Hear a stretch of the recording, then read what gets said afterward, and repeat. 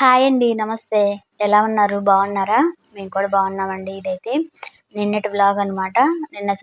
నిన్న ఉదయాన్నే లేచేసి వంట రూమ్‌లోకి రాగానే ఇట్లాగా ఫ్రెష్‌గా ప్రశాంతంగా ఉండిద్దండి. ముందు రోజు నైట్ అంతా క్లీన్ చేసి పెట్టేసుకుంటాను కదా! అది కూడా కాక అమ్మవారికి వారాహిదేవి నవరాత్రులు చేసుకుంటున్నాను. ముందు రోజు నైట్ అంతా క్లీన్ చేసి పెట్టేసుకొని ఉదయాన్నే 4:30కి అలారం పెట్టుకుంటానండి. 4:30 కంటే ఒక 10 నిమిషాలు అటు ఇటుగా లేచేసి ఇంకా ఇల్లంతా మాపెట్టేసుకొని, ఇల్లు చిమ్మేసి మాపెట్టేసుకొని ఇంటి ముందు ముగ్గు కూడా పెట్టేస్తానండి. ఇంక ముగ్గులైతే పసుపు, కుంకుమ పెట్టేస్తాను. మాకిక్కడ బాగా కొంచెం టైల్స్ అవి పార్కింగ్ టైల్స్ ఉంటాయండి. అంత నీట్‌గా అయితే రావు ముగ్గులు. నాకైతే ముగ్గు పెట్టడం అంటే చాలా ఇష్టం. ముగ్గు పిండితో పెడదామంటే అస్సలుండదండి అసలు. ఊరికే చెరిగిపోయిద్ది. ఇంక అందుకే చాక్ పీస్‌తోని పెట్టేసేసి ఇలా పసుపు, కుంకుమ పెట్టేస్తాను. ఇంకిలా అయితే మొత్తం ఇంకా పనంతా కంప్లీట్ చేసుకొని ఇంకా ముందైతే తులసమ్మ దగ్గరైతే దీపం పెట్టుకుంటానండి.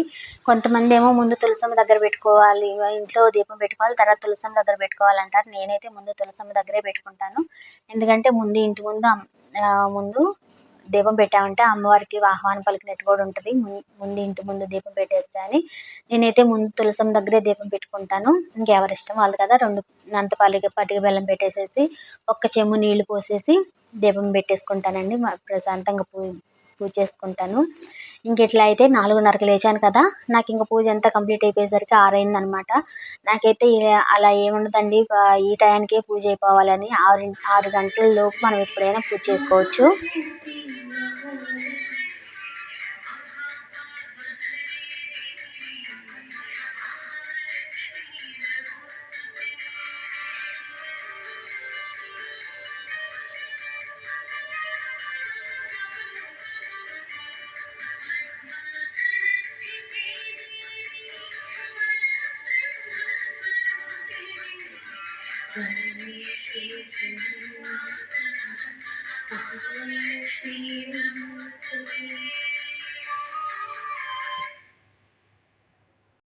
6 గంటల లోపు మనకి బ్రహ్మముహూర్తం లెక్కే వస్తదండి. మనం 4:30కే చేయాలి, 5:30కల్లా చేసుకోవాలి అని హడావిడిగా చేసుకోవటం కంటే కొంచెం ఒక 10 నిమిషాలు అటు ఇటు అయినా ప్రశాంతంగా చేసుకున్నామంటే చాలండి. ఇంకా ముందైతే దేవుడి గుట్లో అయితే నిత్య దీపం పెట్టేశాను. ఇంకా అమ్మవారికి అయితే నేను ప్రత్యేకంగా పీట వేసుకున్నాను కదా! ఇంకా పూలున్నాయి. పూలు కట్టి ఇంకా అమ్మవారి ముందే కూర్చొని దేవుడి పాటలు పెట్టుకొని వింటా అమ్మవారిని చూస్తూ అట్లా పూలు కట్టేసుకొని ఇంక తర్వాత అయితే అమ్మవారికి అయితే పూలు అలంకరించేశాను. చూస్తున్నారు కదా! ఇంకా గన్నేరు పూలండి.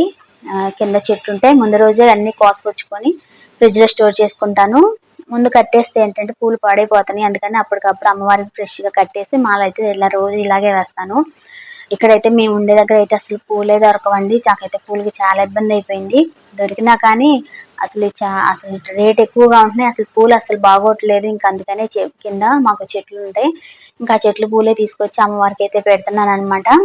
ఇంక ఇట్లా అయితే పూలు కట్టేసేసి అమ్మవారికి అలంకరించేశాను.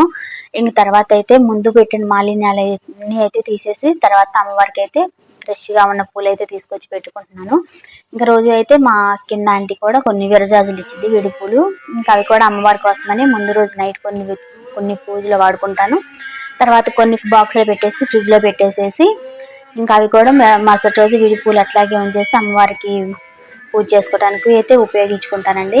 ఇంక తర్వాత అయితే అమ్మవారికి ముందుగా దీపం వెలిగించుకొని అగరబత్తితో దీపం అయితే ఇలా వెలిగించేసి ఇంకా దీపానికైతే నా 2 అక్షంతలు సమర్పించేసి మనస్ఫూర్తిగా అయితే అమ్మవారికి దండం పెట్టుకున్నానండి.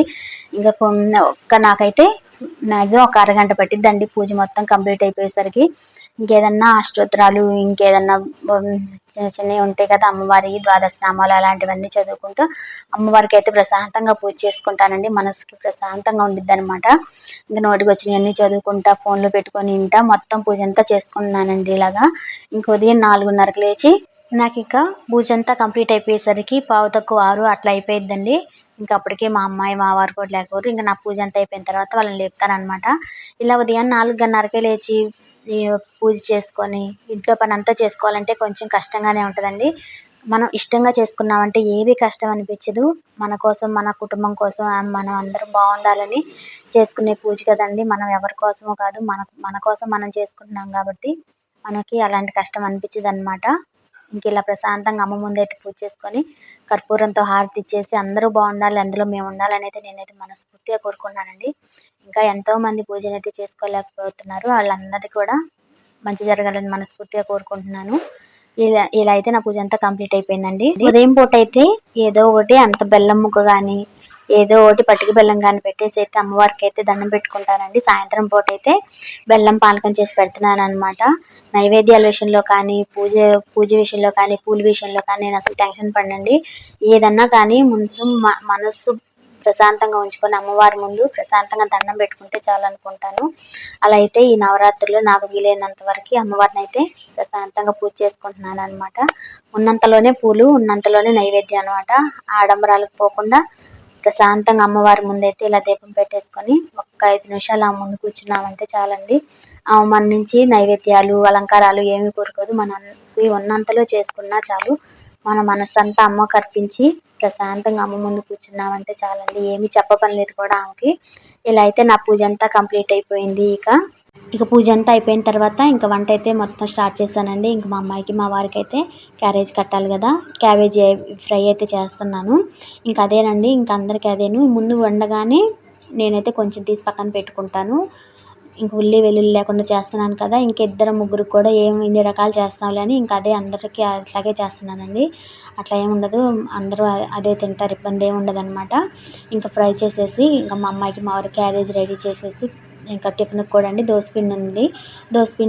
దోశలు వేసి చట్నీ చేసి దోశ పెట్టేసి ఇచ్చానంటే వాళ్ళు తినేసి వాళ్ళు వెళ్ళిపోతారు. ఇంకా ఉదయాన్నే లేచామంటే చాలా ప్రశాంతంగా ఉండిద్దండి. మైండ్ అంతా చాలా ఫ్రెష్గా ఉండిద్ది. మనకి టైం కూడా చాలా మిగిలినట్టు ఉండిద్దండి. విడి రోజుల్లో అనుకుంటాం కానీ అనుకున్నా కానీ లెగవలేము. ఇలాంటి ఎప్పుడన్నా పూజలు మంచి రోజుల్లో కార్తీక మాసం శ్రావణ మాసంలో లెగవాలనుకుంటే లెగుస్తాము. మరి విడి రోజుల్లో ఎందుకు లేగలేమో నాకు అర్థం కాదు. మీకు ఇలాగే ఉంటుందా అనేది నాతో తప్పకుండా కామెంట్స్లో చెప్పండి. నేను మాత్రం లెగవాలనుకుంటే ఎట్లయినా లేస్తానండి. విడి రోజులు అయితే ఎందుకో కొంచెం బద్ధకిస్తానమాట. కొంచెం నిదానంగా చేసుకున్నాళ్ళు అన్నట్టు. ఇప్పుడు అనుకోండి కంపల్సరీ పూజ చేసుకోవాలి, పూజ చేసుకుంటే మంచిది కదా అని పూజ కోసమే లెగుస్తానండి నేనైతే. ఇలా అయితే వంట అంతా కంప్లీట్ చేసుకుంటున్నాను. వంట అయిపోయిన తర్వాత ఇంకా మా అమ్మకి మా వారికి అయితే దోశ కూడా పోసిచ్చేసేసి వాళ్ళు తినేసి వాళ్ళు వెళ్ళిపోయిన తర్వాత నేను తింటానండి. తర్వాత అయితే ఇంకా ఇంట్లో పని అంతా కంప్లీట్ చేసుకుంటాను. వాళ్ళు వెళ్ళిపోయిన తర్వాతే ఇంకా మొత్తం వంట రూమ్ అంతా పైపైన సర్దేసేసి మధ్యాహ్నం నుంచి సాయంత్రం పూజకి అయితే ఏర్పాటు చేసుకుంటాను అనమాట. తిని కొంచెంసేపు రెస్ట్ తీసుకొని ఇంట్లో పనులు ఏమంటే చూసుకోవటము, పూలు ఏమన్నా కోసుకొచ్చుకొని ఫ్రిడ్జ్లో పెట్టుకోవటము. ఇలా అయితే మళ్ళీ పూజకి అయితే మొత్తం ఏర్పాట్లు చేసుకుంటాను. ఇంకా మీరందరూ కూడా వారాహిదేవి నవరాత్రులు చేసుకుంటున్నారా, ఎలా చేసుకుంటున్నారని తప్పకుండా కామెంట్స్లో చెప్పండి. నేను చెప్పాను కదా ఇలాంటి రోజుల్లో లెగుస్తాము, వీటి రోజుల్లో లెగవలేమనేది. దాని మీద అయితే మీ అభిప్రాయం నాతో తప్పకుండా చెప్పండి. మీరు అంతేనా, లేదంటే మీరు కంపల్సరీ లెగుస్తారా అనేది నాతో తప్పకుండా కామెంట్స్లో షేర్ చేయండి. ఇంకా నేనైతే లెగవాలనుకుంటే లెగుస్తానండి, లేదంటే ఒక్కోసారి బద్ధకిచ్చేస్తానమాట. ఇదండి ఇంకా ఈ 9 రోజులు 9 రోజులు అంటున్నాను. నేనైతే అమ్మవారి నవరాత్రులే 9 రోజులు, నేనైతే 7 రోజులే చేసుకున్నాను కాబట్టి ఈ 7 రోజుల్లో అమ్మని వీలైనంత వరకు ప్రశాంతంగా పూజ చేసుకోవాలని అయితే డిసైడ్ అయిపోయాను.